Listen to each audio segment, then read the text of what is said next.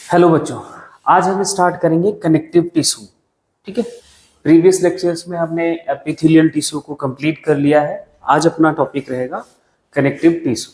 ठीक है, देखिए हमने एनिमल टिश्यू को स्टार्ट में टाइप्स की बात करी थी। तो एनिमल टिश्यू हमारे 4 टाइप्स में हमने देखे थे। पहला एपिथेलियल टिश्यू।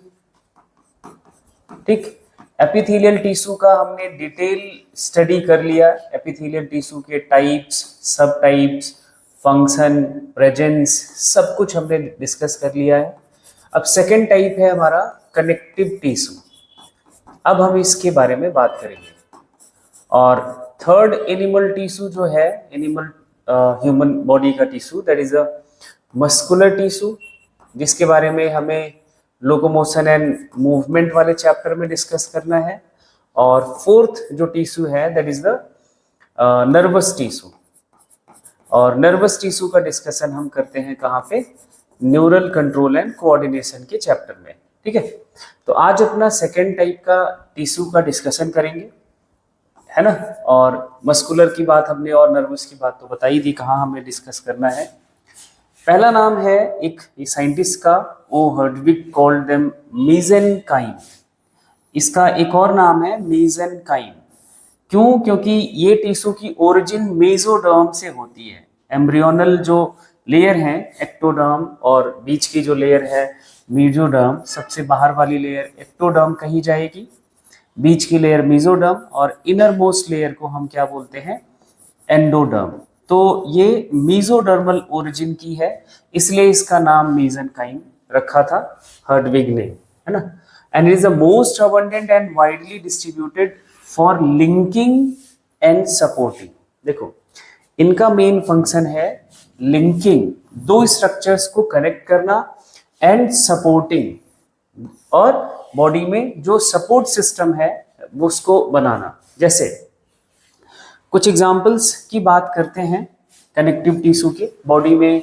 जैसे मैं लिंकिंग की एग्जाम्पल दूं आपको, तो लिंकिंग में अपने पढ़ा हुआ है कि बोन मसल से कनेक्टेड होती है। मसल जो हमारे मसल्स हैं उससे कनेक्टेड होती है, तभी हमारा बॉडी लोकोमोट मूवमेंट शो करता है। और इस कनेक्शन को बनाता है, कनेक्टिव टिश्यू। ये क्या हमने बनाया? मसल, और ये स्ट्रक्चर आपका बोन है। ठीक है, और इन दोनों को कनेक्ट करने का काम करती है कोई कनेक्टिंग टिश्यू। ठीक, और यहाँ पे मसल को बोन से कनेक्ट करती जो कनेक्टिव टिश्यू है उसको बोला जाता है टेंडन। उसको क्या बोलते हैं? टेंडन। तो ये लिंकिंग रोल हुआ इसका, ये लिंक कर रहा है दो स्ट्रक्चर्स को। ऐसे ही बोन को बोन से भी कनेक्ट करने का जरूरत पड़ता है। कई जॉइंट्स पे हमारे बोन से बोन का जॉइंट है, बोन टू बोन कनेक्शन है।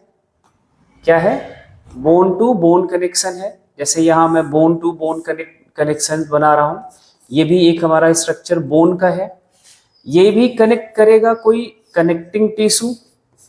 ठीक, जब बोन टू बोन कनेक्ट करने वाला जो कनेक्टिव टिश्यू होगा, इसके लिए वर्ड यूज करते हैं लिगामेंट।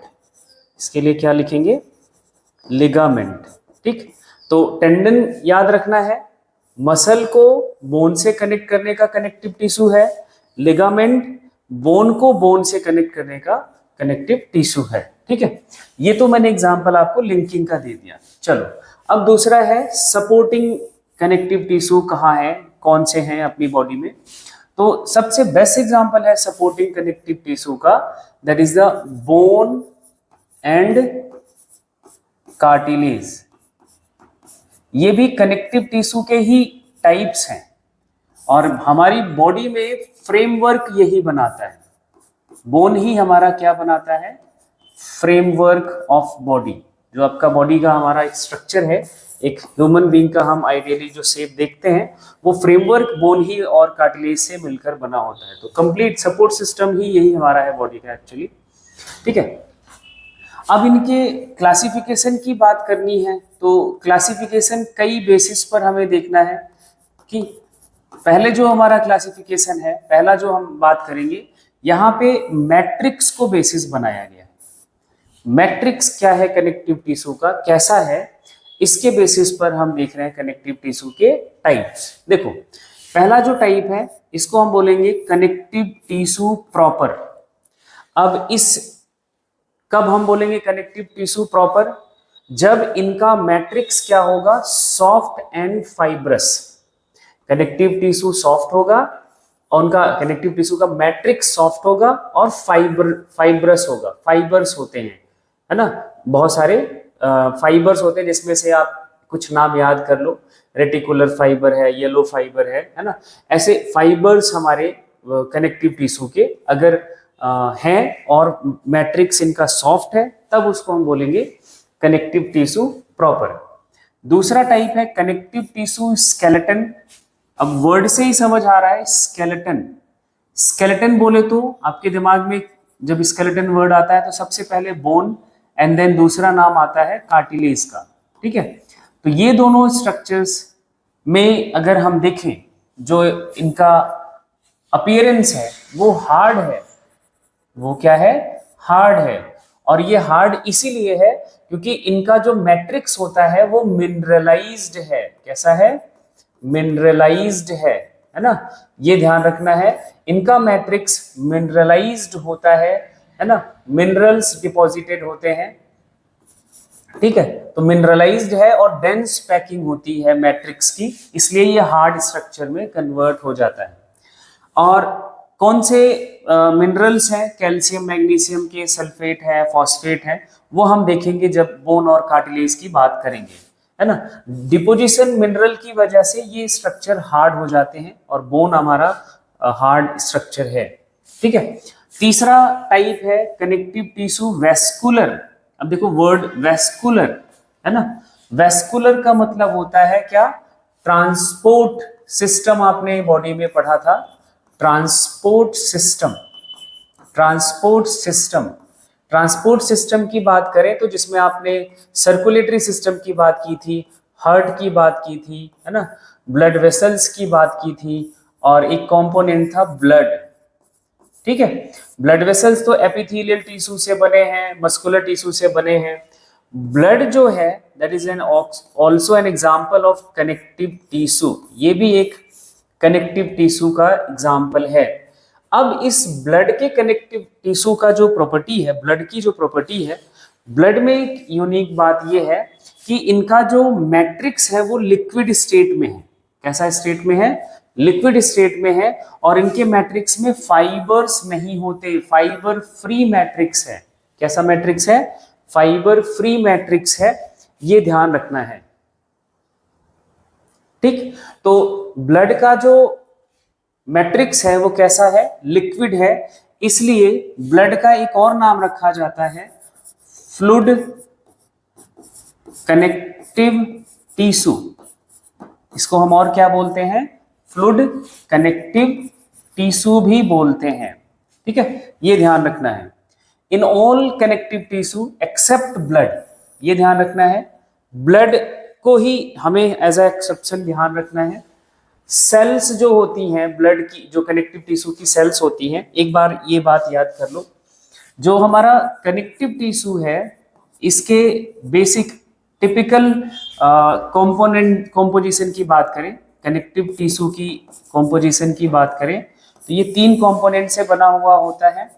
पहला different types of cells, different types of cells, क्या, डिफरेंट टाइप्स ऑफ सेल्स।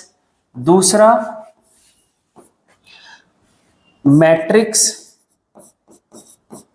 इससे बना होता है मैट्रिक्स। और तीसरा फाइबर्स, तीसरा कंपोनेंट क्या होता है, फाइबर। एक ये टिपिकल कनेक्टिव टिश्यू का कंपोजिशन होता है, ये 3 कंपोनेंट से बना होता है, ठीक है। और जो इनके सेल्स होते हैं यही सिक्रीट करते हैं मैट्रिक्स को भी, एक्चुअली मैट्रिक्स की सिंथेसिस यही करते हैं और इनके फाइबर की भी सिंथेसिस यही, इन्हीं में से एक स्पेसिफिक टाइप ऑफ सेल्स हैं जो उनकी सिंथेसिस करते हैं। यहाँ जो ये पॉइंट लिखा हुआ है बड़ा इंपॉर्टेंट पॉइंट है। कनेक्टिव टिश्यू में जो ब्लड है इनकी सेल्स फाइबर जो स्ट्रक्चरल प्रोटीन है लाइक कोलेजन है, इलास्टिन है एंड मैट्रिक्स, ये नहीं बनाती हैं, ये नहीं बनाती हैं। और सभी कनेक्टिव टिश्यू में उनके जो सेल्स हैं वो उनके मैट्रिक्स का भी सिंथेसिस करता है और फाइबर का भी सिंथेसिस करता है। ठीक है, चलिए अब हम अगेन क्लासिफिकेशन की बात कर रहे हैं कनेक्टिव टिश्यू के।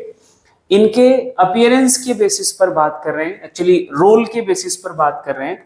Loose connective tissue, loose connective tissue का मतलब हुआ जो बहुत ज्यादा सॉफ्ट हो, इनमें मैट्रिक्स का क्वांटिटी बहुत ज्यादा होता है, फाइबर बहुत कम होते हैं। मैट्रिक्स मतलब ग्राउंड सब्सटेंस, और फाइबर डिफरेंट टाइप्स के जो फाइबर हैं उनकी क्वांटिटी कम होती है, इसलिए इनमें कैसा अपीयरेंस आता है, लूज, है ना, लूज अपीयरेंस रहता है, सॉफ्ट रहता है, इसलिए इनका नाम रख दिया loose connective tissue. And it is of two types, पहला जो है आपका एरियोलर टिश्यू, दूसरा है एडिपोज टिश्यू। ये हम देखेंगे टाइप्स क्या होते हैं, सब टाइप्स। अब दूसरा जो हमारा कनेक्टिव टिश्यू का टाइप है that is the dense connective tissue. अब वर्ड से ही समझ आ रहा है डेंस, तो मतलब यहाँ पे क्या हुआ कि इधर हार्ड स्ट्रक्चर है, ये कैसा टिश्यू है, कनेक्टिव टिश्यू है, हार्ड है, इसमें फाइबर्स ज्यादा होते हैं, इसमें क्या ज्यादा होते हैं, फाइबर्स ज्यादा होते हैं, मैट्रिक्स कम होता है, जस्ट उल्टा कॉम्पोजिशन है। इधर मैट्रिक्स ज्यादा था, फाइबर कम थे, इधर फाइबर ज्यादा है, मैट्रिक्स कम है, जस्ट अपोजिट कॉम्पोजिशन होता है। और इनको भी फर्दर दो ग्रुप्स में डिवाइड करा गया है। इनके फाइबर के अरेंजमेंट के बेसिस पर, अगर फाइबर एक रेगुलर पैटर्न में अरेंज है तो उसको हम बोलते हैं डेंस रेगुलर टिश्यू, और यही फाइबर अगर इरेगुलर पैटर्न में अरेंज है, कोई फिक्स पैटर्न नहीं है, रैंडम अरेंजमेंट है फाइबर्स का, है ना, तब उसको हम बोलेंगे डेंस इरेगुलर कनेक्टिव टिश्यू। तीसरा है स्पेशलाइज्ड कनेक्टिव टिश्यू, जहां पे कुछ स्पेशल केसेस आ जाते हैं, है ना, जैसे पहला है skeletal connective tissue. Skeletal connective tissue में मैट्रिक्स इनका सॉलिड है, मैट्रिक्स है सॉलिड है, मिनरल डिपोजिशन की वजह से मिनरलाइज्ड मैट्रिक्स है, ये ध्यान रखना है, कैसा मैट्रिक्स है, मिनरलाइज्ड मैट्रिक्स है। और स्केलेटल कनेक्टिव टिश्यू में दो नाम आते हैं, first one is the bone and second one is the cartilage. ठीक है, दूसरा फ्लूइड कनेक्टिव टिश्यू, देखो क्लासिफिकेशन वही है, उन्हीं हम सारे टिश्यूज को पढ़ रहे हैं, लेकिन बस बेसिस अलग है। वहां मैट्रिक्स को बेसिस बनाया था, यहाँ आप कह सकते हो कि मैट्रिक्स एंड फाइबर दोनों को बेसिस बना रहे हैं, और इनका अपीयरेंस कैसा है इसको हम ध्यान में रख के देख क्लासिफाई किया गया है। ठीक है, फ्लूइड कनेक्टिव टिश्यू मतलब इनका जो मैट्रिक्स है वो लिक्विड स्टेट का है, कैसा स्टेट का है, लिक्विड स्टेट का है, और लिक्विड इनका मैट्रिक्स है, और फाइबर फ्री होते हैं, ये इंपॉर्टेंट बात है, इनमें फाइबर्स एब्सेंट होता है कंप्लीटली। एग्जाम्पल ब्लड और लिम्फ, दो एग्जाम्पल हमारे बॉडी में है जो फ्लूइड कनेक्टिव टिश्यू के हैं, ब्लड एंड लिम्फ। चलिए देखिए, अब हम इन्हीं को एक एक करके डिस्कस करेंगे, क्या सब इनके टाइप्स हैं, कहाँ पे क्या कौन सा टिश्यू मिलता है ना। पहले हम बात करेंगे कनेक्टिव टिश्यू प्रॉपर की, इसकी कनेक्टिव टिश्यू प्रॉपर की। तो हमने एक बताया टिपिकल कनेक्टिव टिश्यू तीन कंपोनेंट से बना हुआ है, पहला डिफरेंट टाइप्स ऑफ सेल्स, दूसरा उनका मैट्रिक्स, तीसरा उनका फाइबर। तो कनेक्टिव टिश्यू प्रॉपर में ये तीन कंपोनेंट्स तीनों के तीनों प्रेजेंट होते हैं, बट प्रोपोर्शन थोड़ा अलग होता है ना, वो हम देखेंगे। Different types of cells, fibres and matrix, ये तीन कंपोनेंट से बने हैं, और इन्हीं तीनों कंपोनेंट्स को हमें आज हमें बात करनी है कनेक्टिव टिश्यू के डिफरेंट सेल्स की। देखो कनेक्टिव टिश्यू का कॉम्पोजिशन की बात करें तो कनेक्टिव टिश्यू हमारा टिपिकली कितने कंपोनेंट से बना हुआ है। पहला कंपोनेंट है इसके सेल्स, पहला कंपोनेंट है सेल्स, दूसरा कंपोनेंट है matrix, and third component is the fibres. ठीक, तो पहले हम आज डिस्कस करेंगे इनके सेल्स की, कौन कौन से सेल्स कनेक्टिव टिश्यू में हमें देखने को मिलता है। ठीक है, देखिए पहला सेल है फाइब्रोब्लास्ट सेल। पहला सेल कौन सा है? Fibroblast cell. इनकी प्रॉपर्टीज देखते हैं। सेल्स में जितने भी सेल्स हैं उनमें सबसे बड़ा साइज का है, लार्जेस्ट सेल है कनेक्टिव टिश्यू का, है ना, मैक्सिमम नंबर में प्रेजेंट है। अब यहाँ पे ये पॉइंट इंपॉर्टेंट है, इनके जो साइटोप्लाज्म है वो ब्रांच्ड होते हैं। साइटोप्लाज्म क्या होते हैं? ब्रांच्ड होते हैं, जिससे ये कुछ इस तरह से इनका सेल दिखता है ना, ब्रांच साइटोप्लाज्म है। साइटोप्लाज्मिक प्रोसेसेस हैं और इनका जो शेप है वो इस तरह से इरेगुलर सा दिखता है। इनका मेन फंक्शन है फाइबर प्रोड्यूस करना। क्या प्रोड्यूस करना? फाइबर को प्रोड्यूस करना, जो कनेक्टिव टिश्यू का ही कंपोनेंट है। तो फाइबर भी इनके सेल्स ही बनाते हैं, मैट्रिक्स भी इनकी सेल्स ही बनाती हैं, ठीक है। फाइबर प्रोटीन से बना है, ठीक है, वो हम देखेंगे जब फाइबर का डिस्कशन करेंगे। और मोस्ट पार्ट ऑफ मैट्रिक्स भी यही फाइब्रोब्लास्ट सेल ही सिंथेसाइज करता है, इसलिए इसको चीफ मैट्रिक्स प्रोड्यूसिंग सेल भी हम बोलेंगे, ठीक है। और जो हमारे पुराने फाइब्रोब्लास्ट सेल हो जाते हैं या फाइब्रोसाइट उनको हम कहेंगे, ये इनएक्टिव सेल्स हैं और ये सिर्फ बहुत थोड़ा अमाउंट क्या करते हैं, मैट्रिक्स का सिंथेसिस करते हैं। जैसे ओल्ड एज इंडिविजुअल की तरह इनका काम हो जाता है। फाइब्रोब्लास्ट सेल कंसीडर करा जाता है अनडिफरेंशिएटेड सेल्स की तरह, अनडिफरेंशिएटेड सेल्स की तरह, that is the most important term. क्यों इसको बोलते हैं? क्योंकि इस फाइब्रोब्लास्ट सेल से, कनेक्टिव टिश्यू का जो फाइब्रोब्लास्ट सेल है, ये मॉडिफाई हो सकता है ऑस्टियोब्लास्ट में, कॉन्ड्रियोब्लास्ट में। ऑस्टियोब्लास्ट बोन सेल्स, ऑस्टियोसाइट्स को बनाता है, ऑस्टियोसाइट्स को बनाता है। कॉन्ड्रियोब्लास्ट सेल कार्टिलेज की सेल कॉन्ड्रोसाइट्स को बनाता है। क्या बनाता है? कॉन्ड्रियोसाइट्स को बनाता है। इसलिए इनको हम क्या बोलते हैं? अनडिफरेंशिएटेड सेल्स बोलते हैं। ये बोन एंड कार्टिलेज की सिंथेसिस कर सकते हैं। ऑस्टियोब्लास्ट बोन सेल्स ऑस्टियोसाइट्स को बना सकता है एंड कॉन्ड्रियोब्लास्ट सेल क्या करेगा? कार्टिलेजिनस सेल्स जो जिससे कार्टिलेज बने होते हैं, कार्डियोसाइट सेल्स को, कॉन्ड्रियोसाइट सेल्स को बनाता है, ठीक है। अब ओवरऑल फंक्शन एक साथ हम यहाँ पे लिखना चाहें तो फाइबर बनाता है, मैट्रिक्स बनाता है, एंड तीसरा फंक्शन आप ये भी नोट कर सकते हो कि ये क्या कर सकता है, कुछ आपके डिफरेंशिएट होके सेल्स भी बना सकता है। जैसे आपने देखा ऑस्टियोब्लास्ट एंड कॉन्ड्रियोब्लास्ट, इन सेल्स को भी ये डिफरेंशिएट होके बना सकता है। एंड अगेन इनसे बोन सेल्स बनेंगी, इनसे क्या बनेगी? कार्टिलेज की सेल्स बनेंगी। ये कुछ इनका अपीयरेंस होता है। साइटोप्लाज्मिक प्रोसेसेस हो जाते हैं तो इनका शेप कैसा हो जाता है? इरेगुलर शेप हो जाता है। तो ठीक, तो ये सारा कुछ बात हुआ आपके फाइब्रोब्लास्ट सेल का। फाइब्रोब्लास्ट सेल क्या क्या बनाता है वो ध्यान रखना है। मेनली देखो वर्ड से ही है, नाम से ही इसके आइडिया लग जाएगा, फाइब्रोब्लास्ट, है ना। ब्लास्ट वर्ड का मतलब होता है टू सिंथेसाइज। यहाँ पे फाइब्रोब्लास्ट सेल्स हैं तो इनका मेन एक फंक्शन तो आपको ऐसे ही वर्ड से समझ आ रहा है, सिंथेसिस ऑफ फाइबर। ये फाइबर को सिंथेसाइज करता है, सिंथेसिस ऑफ फाइबर ये करता है। फाइबर किसका? कनेक्टिव टिश्यू का, जो हम फाइबर्स आगे अभी हम देखेंगे, ठीक है। चलिए सेकंड जो सेल है मैक्रोफेजेस। क्या नाम है? मैक्रोफेजेस या फिर हिस्टियोसाइट्स इनको बोलते हैं। इनका शेप अमीबॉइड है, जस्ट लाइक अमीबा, कोई शेप फिक्स नहीं होता है, अमीबॉइड शेप है ना। बीन शेप इनमें न्यूक्लियस है या किडनी शेप, जो न्यूक्लियस का शेप है वो किडनी शेप है, ये थोड़ा ध्यान रखना है। साइटोप्लाज्म की क्वांटिटी ज़्यादा होती है। साइटोप्लाज्म इनका अग्रैनुलर होता है, कोई ग्रैन्यूल्स नहीं होते हैं, बट इनमें लाइसोसोम का नंबर ज़्यादा होता है। लाइसोसोम्स का नंबर ज़्यादा होता है। लाइसोसोम आपने पढ़ा होगा, लाइसोसोम हमारा एक क्या है? सेल ऑर्गेनेल है, जिसे हम क्या बोलते हैं? Suicidal bag of the cell भी बोलते हैं, suicidal bag of the cell भी बोलते हैं। ये हमारा क्या करता है? इसके पास बहुत सारे हाइड्रोलिटिक एंजाइम्स होते हैं, हाइड्रोलाइटिक एंजाइम्स इनमें प्रेजेंट होते हैं।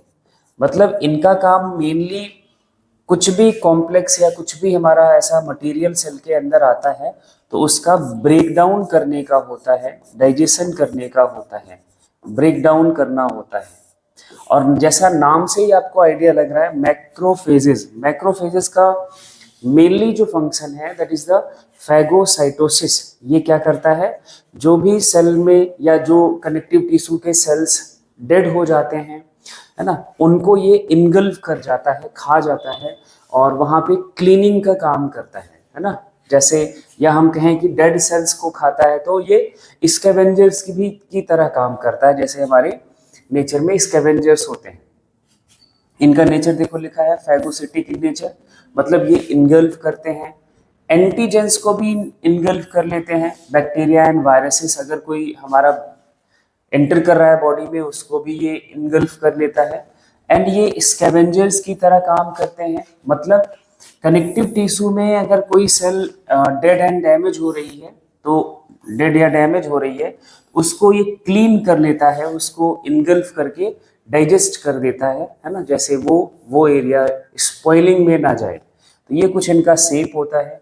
इनके पास लाइसोसोम का नंबर थोड़ा ज़्यादा होता है। लाइसोसोम का नंबर क्यों ज़्यादा होता है, क्योंकि इनका मेन एक्टिविटी डाइजेशन का है, क्योंकि ये कोई बैक्टीरिया आया उसको डाइजेस्ट करेगा, कोई आपका डेड हो गया आपका कनेक्टिव टिश्यू का सेल उसको डाइजेस्ट करेगा।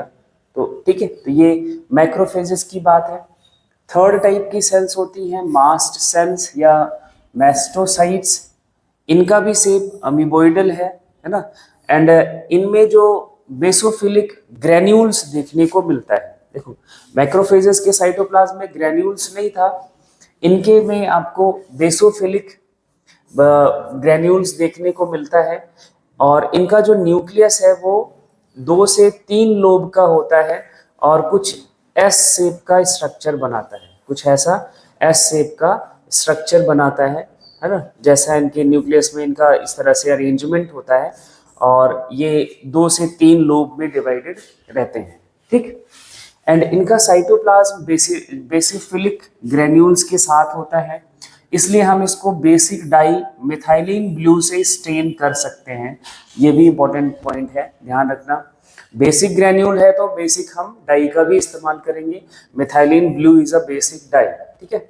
ये एक इंपॉर्टेंट सेल है कनेक्टिव टिश्यू का, क्योंकि इनके फंक्शंस बहुत इंपॉर्टेंट है। ये इनके न्यूक्लियस को हम देख पा रहे हैं, ये एक लोब है, एक दूसरा लोब है, ये एक तीसरा लोब है ना। तो कुछ एस शेप का है, यहाँ पे बेसोफिलिक ग्रेन्यूल्स देख इनके साइटोप्लाज्म में प्रेजेंट होता है, जिसको हम स्टेन कर सकते हैं किससे, मिथाइलिन ब्लू से। ये याद रखना है, मिथाइलिन ब्लू से इसको हम स्टेन कर सकते हैं। ये एक बेसिक डाई है। ये कैसी डाई है, ये एक बेसिक डाई है, ये याद रखना है, ठीक है। तो बेसिक डाई से स्टेन कर सकते हैं, ये हम इम्पोर्टेंट पॉइंट है। अब ये बहुत सारे केमिकल्स का सिक्रीशन करता है, ये ध्यान रखना है कि कौन कौन से केमिकल्स हैं, जिसमें से पहला केमिकल है हिस्टामाइन। मास्ट सेल इन्हीं केमिकल्स का सिक्रीशन करता है, इसलिए ये बहुत इंपॉर्टेंट पार्ट है कनेक्टिव टिश्यू का।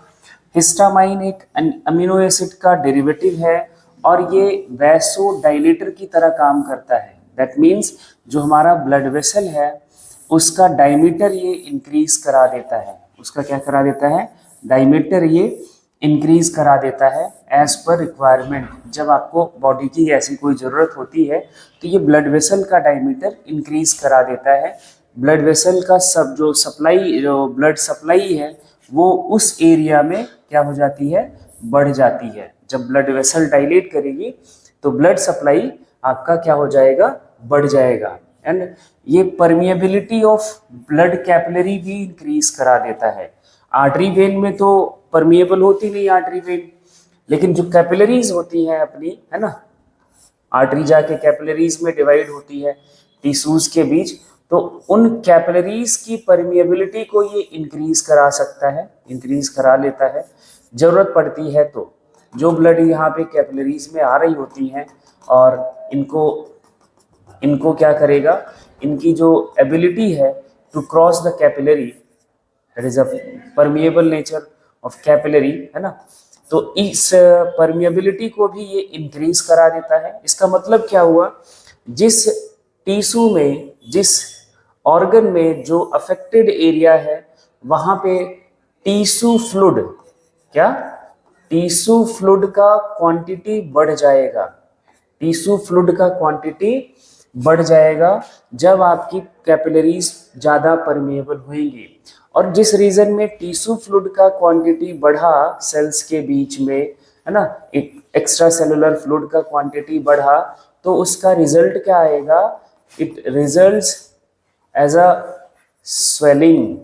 यहाँ पे आपको स्वेलिंग के तौर पर बॉडी में चेंज दिखता है ना। जहाँ पे भी आपको कभी अफेक्टेड एरिया बोले तो इंजर्ड या कोई आपका प्रेशर लग रहा है, तो ऐसा रीजन में जो आपको स्वेलिंग आता है वो इसी वजह से आ रहा होता है ना।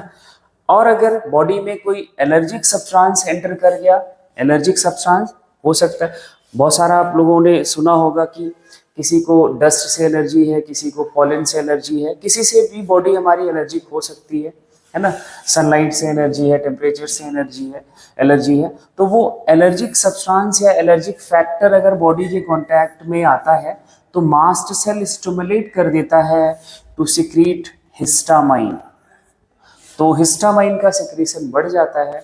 और इसलिए उस पार्ट में जहाँ पे आपकी एलर्जिक रिएक्शंस आती हैं, इसलिए वहाँ की ब्लड वेसल्स क्या हो जाएंगी, डायलेट हो जाएंगी। डायलेट जब हुई तो ब्लड सप्लाई बढ़ गया, ब्लड सप्लाई बढ़ गया तो हाँ, इंपॉर्टेंट बात यह है कि जब ब्लड सप्लाई बढ़ता है तो रेडनेस आ जाता है, उस रीजन में क्या आ जाएगा, रेडनेस आ जाएगा। और परमिएबिलिटी कैपिलरी की बढ़ गई तो उस रीजन से क्या आ जाएगी, स्वेलिंग आ जाएगी। क्या आ जाएगी, स्वेलिंग आ जाएगी। जो भी जिस भी इंडिविजुअल को आपका एलर्जी होता है तो उनको रेडनेस एंड स्वेलिंग के तौर पर सिम्टम्स, इरिटेशन तो होता ही है, प्रॉब्लम तो होती है ना। ब्लड कैपिलरीज वहाँ की आपकी WBC एक्युमुलेट कर लेती है इंटरसेलुलर स्पेसेस में, जिससे उनका जो बॉडी फ्लूइड का अमाउंट है वो बढ़ जाता है, और जो रिएक्शंस हैं, जो बॉडी रिस्पॉन्स है, वो एक एक्सार्बिटिक बॉडी रिस्पॉन्स आता है। और इसलिए जो एलर्जिक रिस्पॉन्सेज होते हैं वो प्रॉब्लम क्रिएट करता है इंडिविजुअल को, ठीक है। तो जिसको भी एलर्जी का प्रॉब्लम है तो उसको एलर्जिक जो रिस्पॉन्सेज आते हैं वो इसी चेंज की वजह से एलर्जिक रिस्पॉन्सेज आते हैं। This part of blood is called exudated blood या एक्सियूट ब्लड कॉजिंग स्वेलिंग। जो कैपिलरी से क्रॉस होकर ब्लड आया वो एक्सियूट ब्लड है और वो स्वेलिंग कॉज करता है अफेक्टेड एरिया में। और इस स्वेलिंग का जो अपीयरेंस होगा वो रेड होगा क्योंकि ब्लड सप्लाई बढ़ा है, एंड ब्लड सप्लाई बढ़ा है तो वार्म भी आएगा, बॉडी टेम्परेचर उस रीजन में बढ़ा हुआ होगा, एंड पेनफुल भी होगा, ठीक है। And this type of swelling is called inflammation. तो एलर्जी का इन्फ्लामेशन यही होता है, ठीक है, इसको ध्यान रखना है। नेक्स्ट केमिकल ये सिक्रीट करता है, दो केमिकल हो गए आपके, एक हिस्टामाइन, एक्चुअली हमने पहला केमिकल ही डिस्कस करा है अभी, हाँ हिस्टामाइन डिस्कस करा है। दूसरा केमिकल है इसका सेरोटोनिन एक्चुअली, है ना। सेरोटोनिन को हम 5 हाइड्रोक्सी ट्रिप्टोमाइन का एक्चुअली है, ये भी एक एमिनो एसिड का ही डेरिवेटिव है। ये जस्ट उल्टा काम करता है, वैसो कॉन्स्ट्रिक्टर है, मतलब जो ब्लड वेसल का डायमीटर ओरिजिनली है वो क्या कर देगा, कम करा देता है, ब्लड वेसल का डायमीटर कम करा देता है। मतलब क्या हुआ, ब्लड सप्लाई, एक तो ब्लड डायमीटर कम हुआ और ब्लड सप्लाई भी इसका क्या हो जाएगा, जब डायमीटर कम हो जाएगा तो ब्लड सप्लाई डिक्रीज कर जाती है, ब्लड सप्लाई क्या कर जाती है, डिक्रीज कर जाती है ना। मतलब जो अफेक्टेड रीजन है जहाँ पे वैसोडाइलेशन होता है वहीं उसी रीजन का फिर से ये अपना सेरोटोनिन वैसो कॉन्स्ट्रिक्शन करा के फिर वहाँ पे धीरे धीरे उस स्वेलिंग को, उस रेडनेस को खत्म करता है, ठीक है। It constricts vessels and decrease blood circulation at the site of cut या इंजरी मास्ट सेल सिक्रीट करता है सेरोटोनिन को, जो डिक्रीज करता है हाई ब्लड लॉस को, इससे ज़्यादा ब्लड हमारा लॉस ना हो। एंड थर्ड केमिकल है heparin, that is the most important chemical. Heparin एक म्यूकोपॉलीसैकेराइड है, that is the derivative of carbohydrate. ये किसका डेरिवेटिव है? ये एक है डेरिवेटिव किसका? ऑफ कार्बोहाइड्रेट, ये कार्बोहाइड्रेट का डेरिवेटिव है, ये ध्यान रखना है। एंड नेचुरल एंटीकोएगुलेंट है। एंटीकोएगुलेंट का मतलब हुआ जो क्या करे, विच प्रिवेंट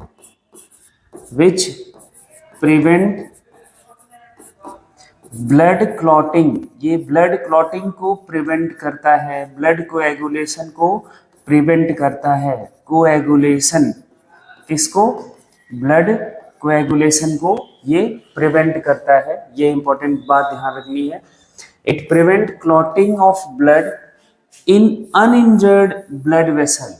ये ध्यान रखना है, इंजर्ड पार्ट में नहीं, जो अनइंजर्ड पार्ट है हमारा, जहाँ पे ब्लड फ्लो हमारा चल रहा है ब्लड वेसल्स में, उनमें ब्लड को क्लॉट नहीं होने देता, ये इसका काम होता है। Prevent the conversion of, actually इनका जो चेंज होता है प्रोथ्रोम्बिन को थ्रोम्बिन में चेंज नहीं होने देता है।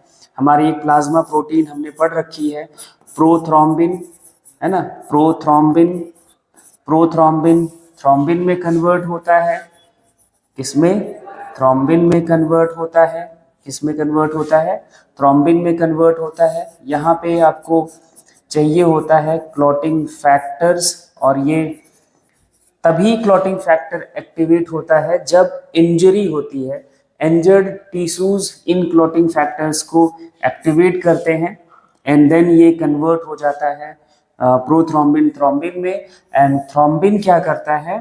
फाइब्रिनोजन, जो कि एक दूसरा प्लाज्मा प्रोटीन है ना? कौन सा? फाइब्रिनोजन। इस फाइब्रिनोजन को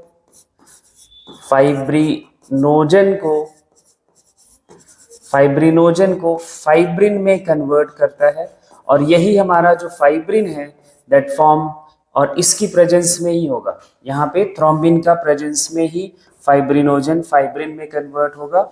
and that form a network of net like structure in which blood cells are trapped and form a clot, जिससे ब्लड फ्लो हमारा रुक जाता है जब इंजरी होती है तब। और जब आपकी इंटैक्ट ब्लड वेसल्स हैं तो ये कन्वर्जन ही नहीं होगा, तो ये आगे का कन्वर्जन नहीं हो पाता है। मतलब वो ये वाला क्लॉटिंग फैक्टर्स को एक्टिवेटेड नहीं करता है, मतलब प्रोथ्रोम्बिन ही पड़ा रहता है, थ्रोम्बिन में कन्वर्जन नहीं होने देता है। ये अपना हिपैरिन का काम है ना? ये तो इनका हिपैरिन का रोल हो गया। हिपैरिन का हमने देख लिया है ना, रोल क्या है। तो हमारे जो मास्ट सेल हैं, ये सारे ये तीनों केमिकल्स का सिक्रेशन करता है। पहला हिस्टामाइन, दूसरा आपका सेरोटोनिन, और तीसरा कौन सा? हिपैरिन। ठीक है, तो ये मास्ट सेल का सिक्रेशन आपने देख लिया। अब हमें इनके सेल्स में नेक्स्ट सेल को डिस्कस करना होगा। सेरोटोनिन का बात हो गया एंड नेक्स्ट हिपैरिन का बात हो गया। हाँ, अब आपने नेक्स्ट पॉइंट लिखा है matrix is also synthesised by mast cell. अब देखो, मैट्रिक्स सिंथेसिस के लिए दो सेल्स आपके सामने आ गई। एक तो फाइब्रोब्लास्ट, कौन सी? फाइब्रोब्लास्ट सेल्स है, दूसरी मास्ट सेल्स हैं। ये दोनों सेल्स आपकी क्या करती हैं? Matrix of the connective tissue की सिंथेसिस कर सकती हैं। अब नेक्स्ट सेल की बात करेंगे, एडिपोज सेल। एडिपोज वर्ड हम तभी यूज करते हैं, फैट के लिए इस्तेमाल किया जाता है ये वर्ड। किसके लिए? फैट के लिए। और इनका काम होता है फैट स्टोरेज का। हमारी जो एडिपोज टिश्यूज हैं, उन टिश्यूज में यही एडिपोज सेल्स का नंबर ज़्यादा होता है, और जिससे वो अपना फंक्शन प्ले करते हैं, रोल प्ले करते हैं, और फैट स्टोर करते हैं। क्या करते हैं? फैट स्टोर कर पाते हैं, जो हमारे स्किन के जस्ट नीचे प्रेजेंट होती हैं। एडिपोज टिश्यू का लोकेशन अगर आपसे पूछा जाए तो आप बोलोगे सब क्यूटेनियस। क्या बोलोगे? सब क्यूटेनियस। बोले तो स्किन के जस्ट नीचे, हमारी जो स्किन है, स्किन के नीचे ही हमारी ये एडिपोज टिश्यू प्रेजेंट है और फैट का डिपोजिशन करता है। ठीक है, इनका सेल का शेप ओवल शेप है, ये फैट स्टोर करती है, ये हमने पहले ही बात कर ली है ना। Fat is collected in the form of fat globule, है ना। फैट का हमें बात पता है, फैट ग्लोब्यूल के फॉर्म में फैट स्टोर होता है, प्रेजेंट होता है। ठीक है, अब ये ग्लोब्यूल का साइज आपका छोटा और बड़ा भी हो सकता है, वेरिएबल होता है। ठीक है, फैट जो ग्लोब्यूल हैं बने होते हैं स्मॉल फैट ऑयल ड्रॉपलेट से। ये छोटे छोटे जो फैट ड्रॉपलेट्स हैं उनके फ्यूजन से बना होता है फैट ग्लोब्यूल। किससे बना होता है? फैट ड्रॉपलेट्स हैं ये क्या लिखोगे? फैट ड्रॉपलेट्स कन्वर्ट होती हैं फैट ग्लोब्यूल में। किसमें? फैट ग्लोब्यूल में। ठीक है, तो इनका कन्वर्जन ये होता है ना। एंड इनके फैट ग्लोब्यूल के नंबर के बेसिस पर एडिपोसाइट जो टिश्यू है या एडिपोज सेल्स हैं वो दो टाइप की होती हैं। पहला है मोनोलोक्यूलर एडिपोसाइट्स, दूसरा है मल्टीलोक्यूलर एडिपोसाइट्स। अब देखते हैं मोनोलोक्यूलर एडिपोसाइट्स का मतलब क्या हुआ। मोनो का मतलब होता है वन, ये हमें सबको पता है। इन सेल्स में single large central fat vacuole present होता है। मतलब क्या हुआ कि जो एडिपोसाइट सेल्स हैं, न्यूक्लियस है, और इनमें जो फैट ग्लोब्यूल होगा एक बड़ा सा फैट ग्लोब्यूल होता है। इस फैट ग्लोब्यूल के लार्ज साइज की वजह से न्यूक्लियस का प्लेसमेंट जो होता है वो सेंटर में ना होकर पेरीफेरल हो जाता है। कैसा हो जाता है? पेरीफेरल हो जाता है। Nucleus and cytoplasm, peripheral and cytoplasm इनका बहुत कम अमाउंट में हो जाता है।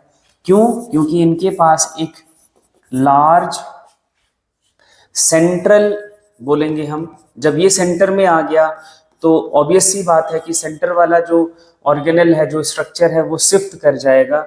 फैट ग्लोब्यूल प्रेजेंट होता है, तब हम इसको बोलते हैं मोनोलोक्यूलर एडिपोसाइट्स। क्या बोलेंगे? Monolocular adipocytes. ठीक है, और इस कंप्रेशन की वजह से, due to compression of fat globule, nucleus इनका जो होता है वो फ्लैटेंड शेप का हो जाता है, कुछ इस तरह का शेप ले लेता है, कुछ ऐसा इनका न्यूक्लियस का। एक मिनट,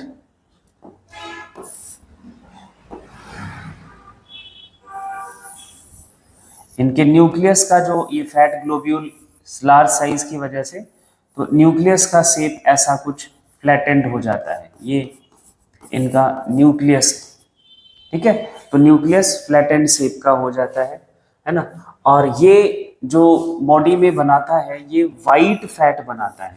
मोनोलोक्यूलर फैट एडिपोसाइट जो सेल्स हैं ये हमारी बॉडी में कैसा फैट बनाती हैं? वाइट फैट के फॉर्म में डिपॉजिट होती हैं। जो एडिपोसाइट्स दिखेगा वो वाइट इन अपीयरेंस दिखेगा, जबकि मल्टीलोक्यूलर एडिपोसाइट्स क्या होती हैं? ये सेल्स, इन सेल्स में जो फैट ग्लोब्यूल होता है वो बहुत छोटे छोटे फॉर्म में होता है। जैसे ये हमने बना लिया क्या? न्यूक्लियस और साइटोप्लाज्म है, तो फैट ग्लोब्यूल इसी में छोटे छोटे डिस्ट्रीब्यूटेड रहते हैं, कोई लार्ज फैट ग्लोब्यूल नहीं बना होता है। और न्यूक्लियस इसलिए सेंटर में होगा, साइटोप्लाज्म डिस्ट्रीब्यूटेड होगा, है ना। अराउंड द न्यूक्लियस ये छोटे छोटे वैक्यूल फैट ग्लोब्यूल प्रेजेंट होते हैं। ये फैट ग्लोब्यूल्स हो गए, फैट ग्लोब्यूल्स, ठीक है। और इनका जो साइटोप्लाज्म का क्वांटिटी है ऑब्वियसली ज़्यादा होगा, क्योंकि जब फैट ग्लोब्यूल छोटे हैं, न्यूक्लियस राउंडेड होगा एंड सेंटर में प्रेजेंट होगा। और ये बॉडी में हमारे कैसा बनाते हैं? ब्राउन फैट कैसे बनाते हैं? क्या बनाते हैं? ब्राउन फैट बनाते हैं। अब इम्पोर्टेंट बात ये है, इनको ब्राउन कलर जो मिलता है वो एक साइटोक्रोम की वजह से मिलता है। ये आपको ध्यान रखना है। ब्राउन फैट की वजह से नहीं मिलता, ऐसा नहीं सोचना है कि फैट की डिपोजिशन की वजह से इनको ब्राउन या व्हाइट कलर मिल रहा है, नहीं। इनको जो ब्राउन कलर मिलता है वो साइटोक्रोम की वजह से मिलता है। हाँ, इंपॉर्टेंट बात ये है कि व्हाइट फैट जो होता है वो स्टोर होने की टेंडेंसी रखता है, क्योंकि उसमें फैट ग्लोब्यूल लार्ज साइज के हैं, उनको ब्रेक करना, डाइजेस्ट करना इजी नहीं होता, ठीक है। और जो ब्राउन फैट होता है अपना, ब्राउन फैट में अपना जो फैट ग्लोब्यूल्स हैं वो छोटे साइज के होते हैं, तो इनके ये इन यूज होने की टेंडेंसी रखते हैं। ये यूज होने की साइटोप्लाज्मिक जो सेल की मेटाबॉलिक प्रोसेसेस हैं उनमें ये इजीली ब्रेक किए जाते हैं, यूज करे जाते हैं, और वाइट फैट स्टोर होने की टेंडेंसी रखता है। तो वाइट फैट कभी भी ज़्यादा नहीं इनटेक करना चाहिए। इसलिए देखो, जो हम फ्लैश खाते हैं वो जो ब्राउन कलर की फ्लैश होती है वो हमारे डाइजेशन के पर्पज से या बॉडी के लिए अच्छा होता है, क्योंकि ब्राउन जो फ्लैश है that means that flesh has brown fat, वो ब्राउन कलर तभी आता है, ठीक है। नेक्स्ट सेल है लिम्फोसाइट्स। ये आपने सबने सुना हुआ है, लिम्फोसाइट्स अमीबॉइडल शेप है, लार्ज न्यूक्लियस है, साइटोप्लाज्म, और इनका जो पेरिफेरल पोजीशन पे प्रेजेंट है, peripheral layer, large nucleus and cytoplasm is present as peripheral layer, periphery पे होता है इनके चारों तरफ। साइटोप्लाज्म की क्वांटिटी थोड़ी कम है ना। इनका फंक्शन है to produce, transport and secrete antibodies. Antibodies क्या करती है? एंटीजेंस को किल करती हैं, एंटीजेंस को डिस्ट्रॉय करने में हेल्प करती हैं। तो लिम्फोसाइट्स हमारी क्या करती हैं? एंटीबॉडीज बनाती हैं, जो आपने ब्लड में पढ़ा होगा WBC के टाइप्स में। ब्लड भी हमारा एक कनेक्टिव टिश्यू ही है ना। And they divide two form plasma cells of connective tissue proper. ये प्लाज्मा सेल्स को भी बनाती है, ठीक है। ये कुछ इनका स्ट्रक्चर होता है। अब प्लाज्मा सेल की बात करें तो प्लाज्मा सेल को बोलते हैं कार्ट व्हील सेल। ये लिम्फोसाइट से ही बना हुआ सेल है, लिम्फोसाइट ही डिवाइड करके इनको बनाता है। लिम्फोसाइट से ही प्लाज्मा सेल डिराइव होता है। ये अमीबॉइडल शेप में ये भी होगा। कार्ट व्हील न्यूक्लियस देखने को मिलता है, जो हमारा कार्ट का व्हील होता है, ऐसा शेप में इनके पास न्यूक्लियस प्रेजेंट है। यहाँ देखो आप ये देखोगे तो इनके न्यूक्लियस का शेप ऐसा दिखता है। जो इनके जेनेटिक मटेरियल है वो कार्ट व्हील जैसे लगता है, स्पोक की तरह अरेंज्ड है, तो इसलिए इनको कार्ट व्हील न्यूक्लियस या कार्ट व्हील सेल भी बोल दिया जाता है, ठीक है। In these cells rounded nucleus is present in which जो क्रोमेटिन मटेरियल है वो अरेंज स्पोक की तरह होता है, रेडियल स्पोक्स की तरह होता है, और इसलिए वो व्हील की तरह दिखता है, और इसलिए इसको हमने क्या बोल दिया? कार्ट व्हील सेल्स बोल देते हैं। According to scientists, these cells formed by the division of lymphocytes, ये मानते हैं। तो ये भी लिम्फोसाइट का क्लोन कहा जाता है, क्लोन ऑफ लिम्फोसाइट कहा जाता है ना, क्योंकि वही डिवाइड होके बनाता है। तो इनका भी फंक्शन वही होगा, transport and secrete, produce antibodies, ठीक है। तो ये हमारा क्या हो गया? सेल्स की बात हमारी खत्म हो गई। जो कनेक्टिव टिश्यू के सेल्स होने जितने हमें आपको पढ़ने हैं, सारे सेल्स की बात हमने कर ली। पहला सेल हो गया आपका फाइब्रोब्लास्ट। दूसरा सेल हो गया आपकी कौन सी? Mast cells. तीसरी सेल हो गई आपकी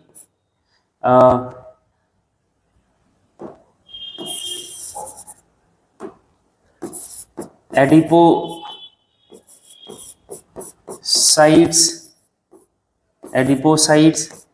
चौथी सेल हो गई आपकी लिम्फोसाइट्स। पांचवी सेल हो गई आपकी कार्ट व्हील सेल्स, ठीक। तो ये कुछ 5 सेल्स आपको पढ़ने थे। टोटल कितने हैं? 6 हैं। एक आपकी एक सेल कोई और रह गई है, जिसका नाम आपको लिम्फोसाइट का नाम हमने लिख लिया है ना, देख लेते हैं कौन सी सेल का नाम रह गया। एडिपोसाइट्स का नाम हमने लिख ही लिया है, ठीक है। एंड एडिपोस सेल्स हो गई। हिपेरिन अपना मास्ट सेल सिक्रीट करता है, ठीक है। सेरोटोनिन और ये हिस्टामाइन ये मास्ट सेल का सिक्रीशन है। कौन सी सेल हमने नहीं लिखी है, कौन सी सेल नहीं लिखी है, हमने मैक्रोफेजेस का नाम नहीं लिखा है यहाँ पे, तो एक आपका ये सेल है मैक्रोफेजेस, इनका नाम भी यहीं पे हम नोट कर लें।